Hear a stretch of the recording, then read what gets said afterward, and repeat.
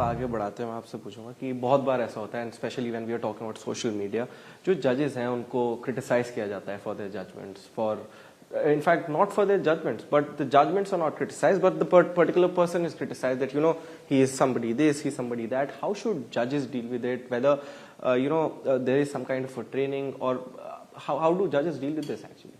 देखिए, आज हम सब एक सोशल मीडिया के युग में जी रहे हैं. Social media is a reality, so there is no point in wishing it away. अब ऐसी दुनिया में, ऐसे माहौल में हम कैसे अपना कार्य करें जजेस?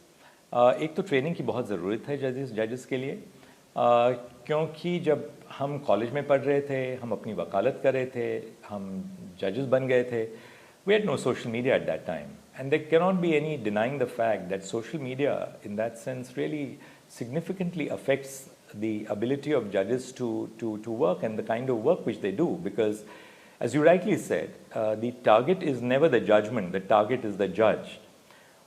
Judges have no difficulty about critique on what they write on the written word, but when it comes to targeting judges individually, then the target shifts from the outcome or the process of judging to individuals, which perhaps is the greatest danger to the independence of the judiciary.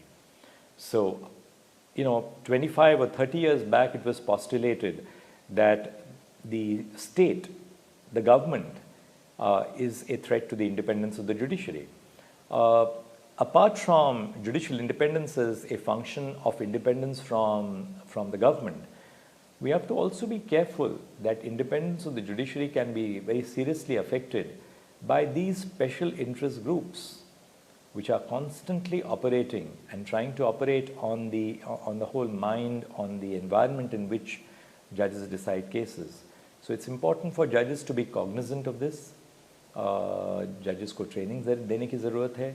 The judicial academies have to be aware of these realities, the new realities, because this is not just a matter about criticizing the Supreme Court. The Supreme Court is in so many which ways, aloof from much that happens around.